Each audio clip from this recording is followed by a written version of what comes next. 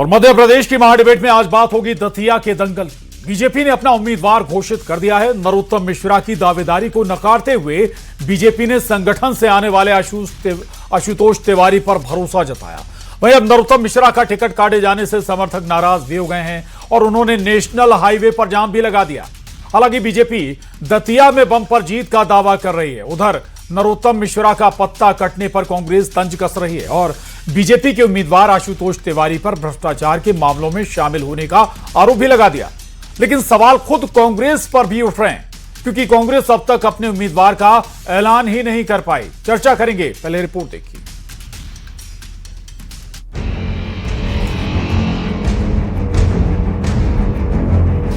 दतिया विधानसभा उपचुनाव, बीजेपी का नया दाव। को हाथ जोड़ करके प्रणाम करता हूं, बहुत धन्यवाद देता हूं। उन्होंने मुझ जैसे सामान्य कार्यकर्ता को भारतीय जनता पार्टी दतिया विधानसभा से उम्मीदवार बनाया। हमारे वरिष्ठ नेताओं के प्रति मैं बहुत ही हाथ जोड़ करके कृतज्ञता ज्ञापित करता हूं। दतिया चुनाव को लेकर महासंग्राम चल रहा है, क्या कहेंगे? दतिया चुनाव भगवान की दया है, अभी तक हम लगातार विजय अभियान कायम रखे हुए। दतिया भी जीतेंगे। आशुतोष तिवारी उम्मीदवार, नरोत्तम मिश्रा को इनकार। 2 दशकों से भाजपा की सरकार है मध्य प्रदेश में, लेकिन ना सत्ता संभल रही है ना संगठन संभल रहा है। नरोत्तम मिश्रा जी पूर्व गृह मंत्री रहे हैं, उन्हें फॉर्म तक खरीद लिया था अपना, लेकिन चुनाव में उनको टिकट नहीं दिया। बीजेपी ने चली पहली चाल, कांग्रेस में देरी पर सवाल। संसदीय बोर्ड द्वारा उम्मीदवार का चयन पूरी तरह सही किया गया है। भारतीय जनता पार्टी लंबे अंतर से चुनाव जीतने वाली है। कांग्रेस जैसी पार्टियां अभी भी परिवारवाद के फेर में है। राजेंद्र भारती नहीं तो उनकी पत्नी, उनके पुत्र, इससे बाहर कांग्रेस कभी नहीं निकल सकती। कांग्रेस तो पहले भी चुनाव जीती हुई थी, अभी भी जीतेगी। मिश्रा जी लड़ते तब भी कांग्रेस चुनाव जीती हुई थी। दूसरी चीज ये है कि बीजेपी ने एक बड़ा मकाम हासिल किया है कि टिकट काट के दादा की उन्होंने जो है आगामी मंत्रिमंडल के विस्तार को बचा लिया है। दतिया से आशुतोष तिवारी, नरोत्तम का वनवास जारी। दतिया विधानसभा उपचुनाव में बीजेपी ने पत्ता खोल दिया है। बीजेपी ने संगठन से आने वाले आशुतोष तिवारी को उम्मीदवार घोषित कर दिया है। इस फैसले के साथ ही बीजेपी ने एक बार फिर सबको चौंका दिया और सबसे ज्यादा चौंकाया है नरोत्तम मिश्रा को, जो पहले से ही नामांकन फॉर्म खरीद चुके थे। उपचुनाव के ऐलान के बाद से ही उनके समर्थक भी जोश में थे, यानी नरोत्तम मिश्रा पूरी तरह से तैयार थे। लेकिन नरोत्तम मिश्रा की दावेदारी पर आशुतोष तिवारी की उम्मीदवारी भारी पड़ गई। बीजेपी जहां आशुतोष तिवारी को स्वच्छ और मजबूत उम्मीदवार बताते हुए दतिया में बड़े अंतर से जीत का दावा कर रही है, तो वहीं अब प्रत्याशी का ऐलान न कर पाने वाली कांग्रेस आशुतोष तिवारी को टिकट पर सवाल खड़े कर रही है। कांग्रेस का आरोप है कि निगम मंडलों में रहते हुए आशुतोष तिवारी पर 29 करोड़ के जमीन घोटाले समेत कई तरह के भ्रष्टाचार के आरोप लग चुके हैं। इसके साथ ही कांग्रेस नरोत्तम मिश्रा का टिकट काटे जाने पर तंज भी कस रही है। लेकिन यही कांग्रेस अपने घर में उलझी और अब तक उम्मीदवार को लेकर मंथन के देर में चल रही है। अब सवाल यही है कि क्या कांग्रेस को दतिया से उम्मीदवार नहीं मिल रहा या फिर कांग्रेस अंतरकलह से जूझ रही है। साथ ही सवाल ये भी कि आखिर क्यों दतिया से लंबे वक्त तक चुनाव लड़ते आ रहे नरोत्तम मिश्रा की जगह बीजेपी ने आशुतोष तिवारी पर भरोसा जताया। आज इसी मुद्दे पर करेंगे मध्य प्रदेश की महाडिबेट।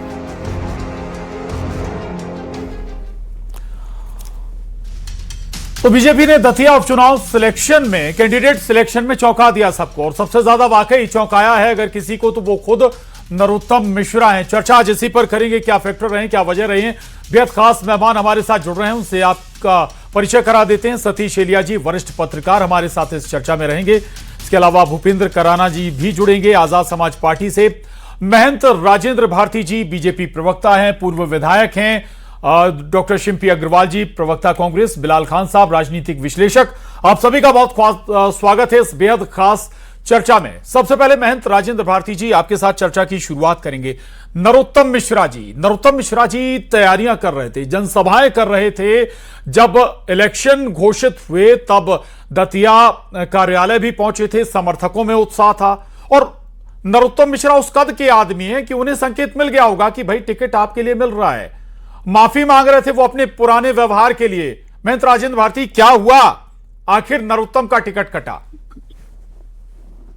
देखिए, मैं बहुत ही विनम्रता पूर्वक आपसे अनुरोध करना चाहूंगा कि भारतीय जनता पार्टी सिद्धांतों पे और संगठनात्मक पार्टी है, और चूंकि इस सिद्धांत से परे हटकर कोई भी कृत्य किसी भी राजनीतिक व्यक्ति द्वारा अगर किया जाता है तो निश्चित रूप से उसका व्यक्तिगत रूप से वही जिम्मेवार है।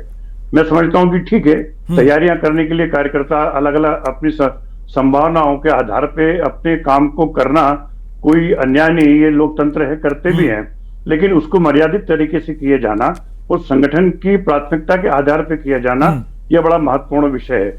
और भारतीय जनता पार्टी में कतई इस बात के लिए कोई कोताही नहीं है कि किसी को भी पार्टी की सीमाओं से हट करके काम करने की कोई छूट दी गई है। ठीक है, तो अभी खबर आ रही है, सुन लीजिएगा, खबर आ रही है सर, आप जो समर्थक हैं, नरोत्तम समर्थक बीजेपी कार्यकर्ता जो हैं, वो प्रदर्शन कर रहे हैं ये टिकट कटने का।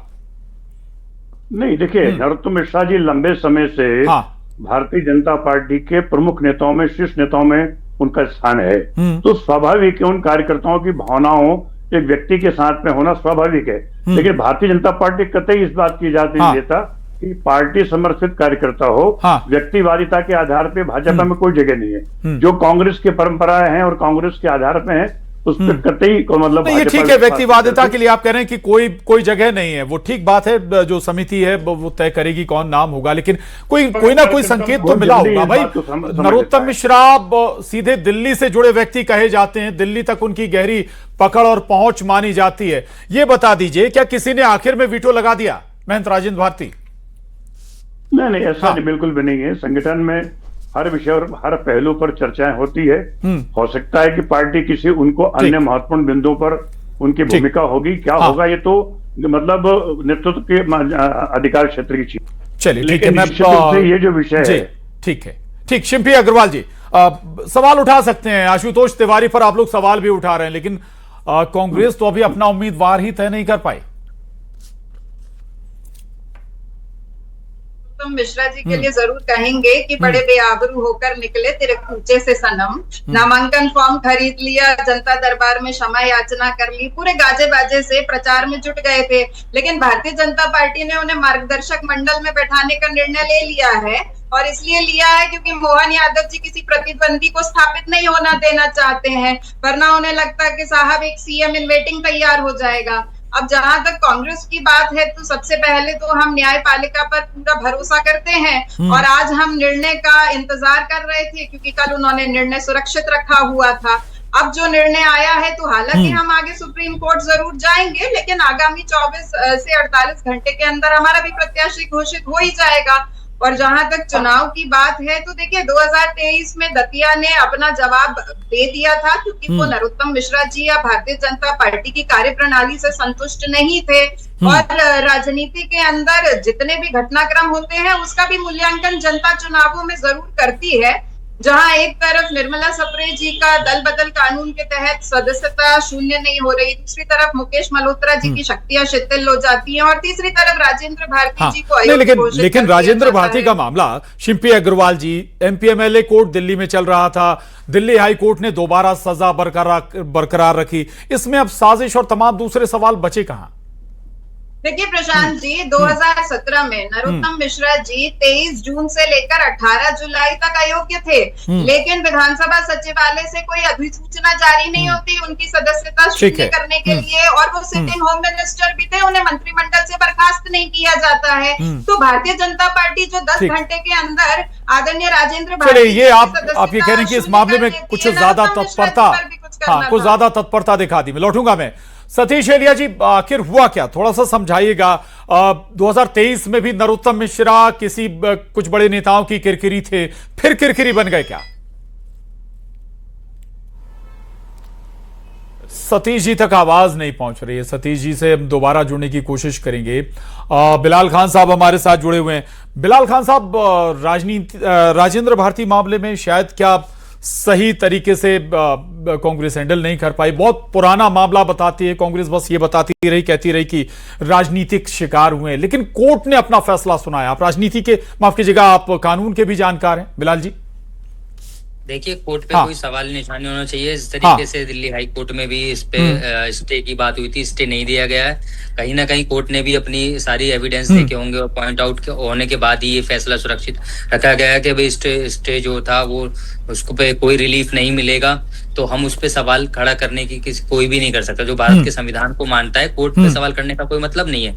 राजनीतिक बयानबाजी चलती रहेंगी, चाहे वो कांग्रेस पार्टी से हो, भाजपा से हो, लेकिन आज की स्थिति ये है कि जो वहां पर जिस तरीके से भारतीय जनता पार्टी की अंदरूनी कलह खुल रही है, नरोत्तम मिश्रा बहुत बड़ा चेहरा है, उनको टिकट न देकर उनका टिकट चेंज किया गया है, किसी और को दिया गया है, तो ये कहीं ना कहीं लगता है कि इनके आपसी बहुत बड़े मतभेद नहीं, ये तो पार्टी की इंटरनल स्ट्रेटजी हो सकती है, किसको देना है किसको नहीं देना। भाई कांग्रेस ने भी इस बार दिग्विजय सिंह साहब को आगे नहीं बढ़ाया था राज्यसभा के लिए।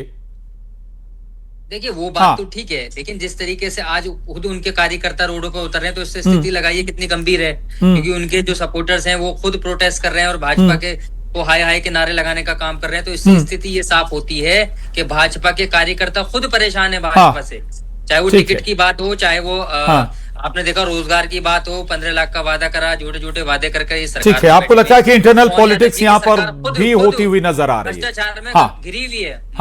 सुन लीजिए, ठीक है, जी की सरकार खुद भ्रष्टाचार में घिरी। चलिए ठीक है, लौटूंगा आपके पास। सतीश एलिया जी, मेरा सवाल यह था कि भाई 2023 में भी कहा यह जाता है कि नरोत्तम मिश्रा की हार में कई बड़े नेताओं का हाथ था, कई बड़े नेताओं की किरकिरी थे, और इस बार भी कुछ ऐसा ही हुआ क्या? कुछ लोगों को संभावित, जैसा कि सिम्पी अग्रवाल बोल रही थी कि कोई ऐसा ना हो कि फिर फिर मंत्रिमंडल विस्तार करना पड़े कांग्रेस की तरफ से, इस तरह के रिएक्शन भी आए। सतीश जी, फिर कहीं किरकिरी बनने वाले थे क्या?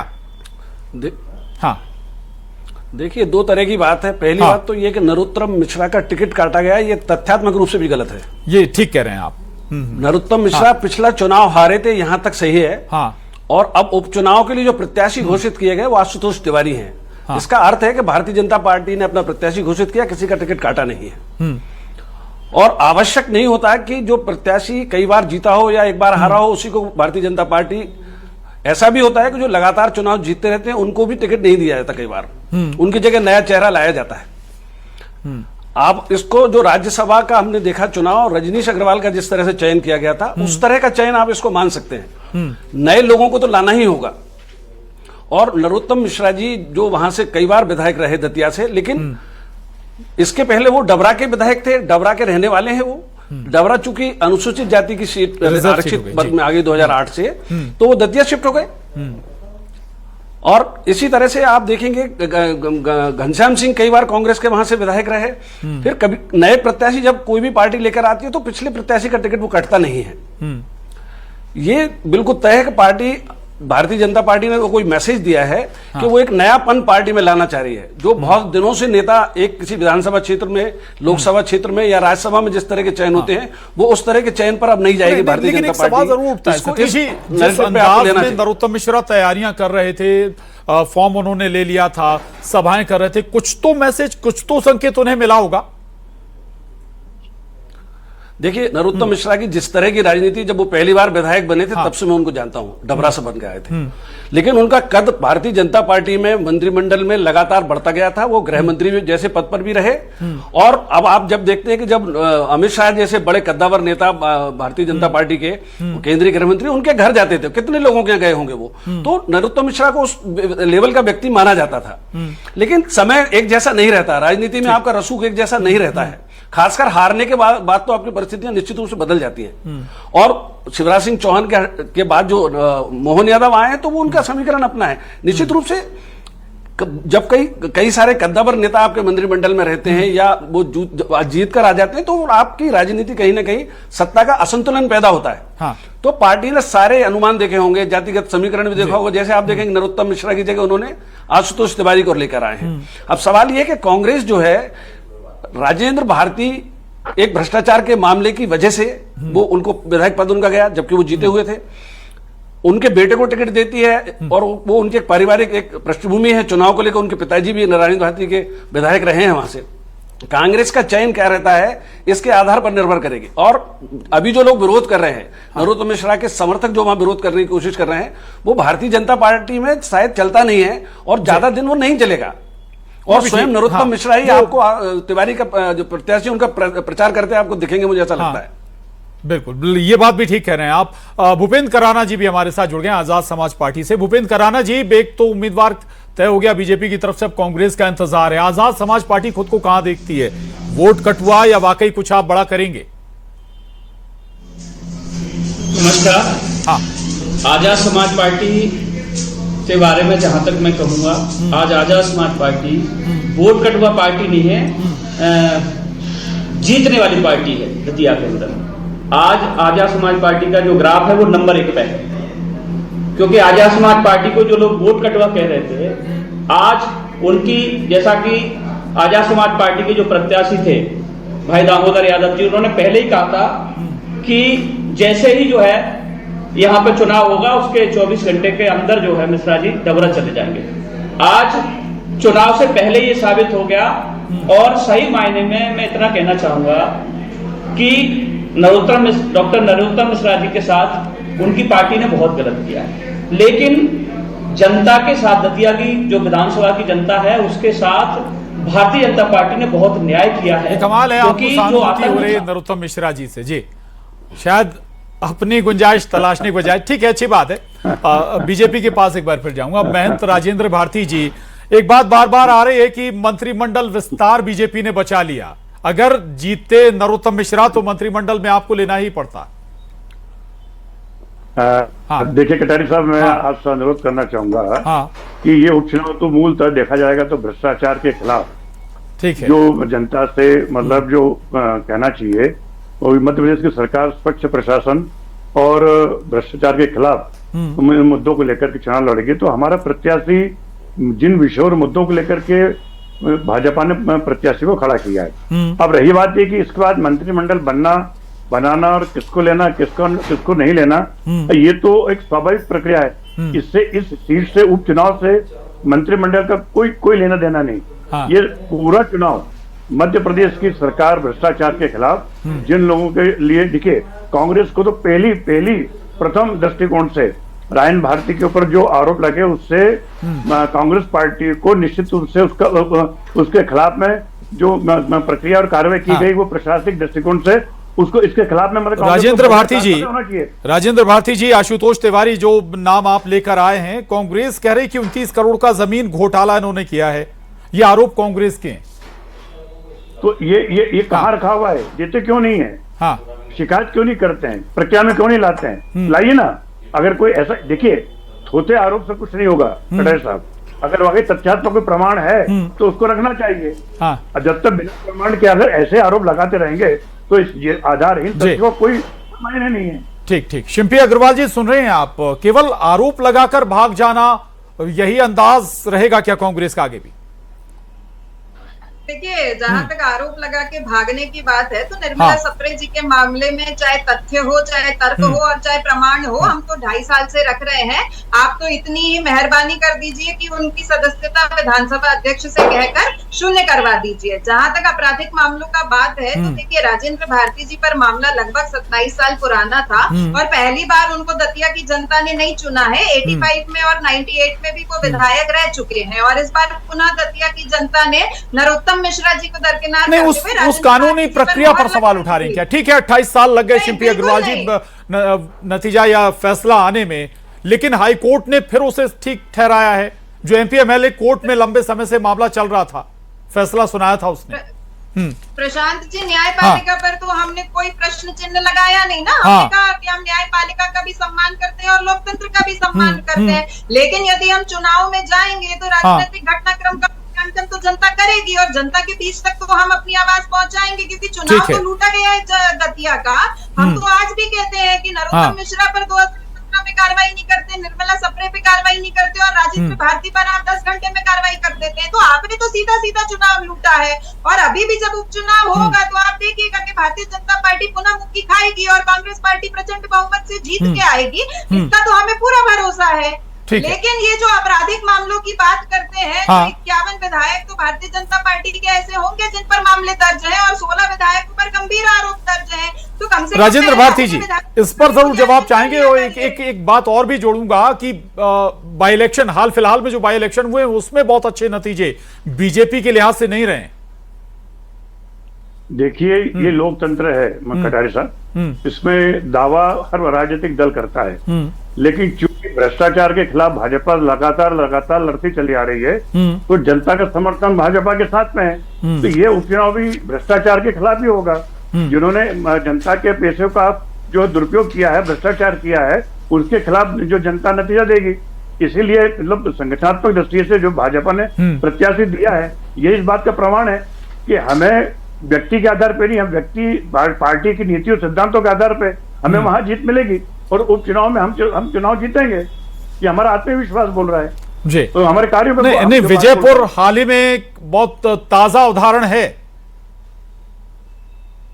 देखिए, मैंने आपसे पहले कहा कि लोकतंत्र है, इस पे किसी भी राजनीतिक दल को अपना मत रखने का, अपनी चीजों को रखने का अधिकार है। लेकिन ये चुनाव निश्चित रूप से ये भ्रष्टाचार के खिलाफ है और जो भाजपा लगातार हमारी सरकार भ्रष्टाचार के खिलाफ जो लगातार लड़ाई लड़ रही है, उसमें ये चुनाव तो महत्वपूर्ण चुनाव है। चलिए ठीक है, लौटूंगा। सतीश एलिया जी, जब 2020 में सरकार बदली थी, कांग्रेस की सरकार गिरी, बीजेपी आई, उसमें कहा जाता है कि नरोत्तम मिश्रा जो पहले वो व्यक्ति थे जो छेनी हथौड़ा लेकर बैठे थे सरकार बदलने के लिए, शुरुआत उन्होंने की थी, फिर बाद में बहुत कुछ बदला। तो क्या वाकई ऐसे ही टिकट काट दिया गया होगा, भरोसे में नहीं लिया गया होगा नरोत्तम मिश्रा को, कहीं संगठन में कहीं एडजस्ट करने का उन्हें भरोसा नहीं दिया गया होगा? देखिए, मैंने पहले भी कहा था कि नरोत्तम मिश्रा विधायक से एक बड़े कद्दावर नेता के तौर पे उभरे थे और आपने देखा कि जो बीच में एक अलग तरह का सेल बनाया था जो दूसरी पार्टियों के लोगों को भाजपा में शामिल कराने की एक मुहिम थी, उसका नेतृत्व भी अपने नरोत्तम मिश्रा कर रहे थे। तो पार्टी में उनकी भूमिका महत्वपूर्ण है, संगठन में भी उनकी भूमिका महत्वपूर्ण मानी जाती है और उनका टिकट काटा नहीं गया है। मुझे लगता है कि ये प्रत्याशी एक रणनीति के तहत उन्होंने उनको प्रत्याशी नहीं बनाया है। निश्चित ही भारतीय जनता पार्टी उनको कोई ना कोई ऐसा मौका, ऐसा कोई काम देगी जिससे उनकी भूमिका पार्टी के लिए महत्वपूर्ण बनी रहे। अभी से हम आकलन नहीं कर सकते। आज के पहले तक हमको यह आकलन नहीं था कि आशुतोष तिवारी प्रत्याशी हो सकते हैं और नरोत्तम मिश्रा को नहीं मिलेगा। पार्टी अपनी रणनीति समय समय पर सामने लाती है, हम केवल आकलन कर। अभी हमें कुछ सिर्फ ये बात करनी चाहिए कि कांग्रेस किसको प्रत्याशी बनाती है और दतिया का नतीजा किस दिशा में जाएगा और वहां केंद्रीय मुद्दा क्या होगा। चलिए, बहुत शुक्रिया आप सभी खास मेहमान का इस चर्चा में शामिल होने के लिए। माफी चाहूंगा, चर्चा यहीं रोक रहा हूं, लेकिन बड़ा महत्वपूर्ण है कि आखिर दतिया में चैलेंज जरूर है बीजेपी के पास, भीतरघात और जो नाराज कार्यकर्ता हैं उन्हें भी शांत करना होगा। महाडिबेट में आज बस इतना ही। नमस्कार।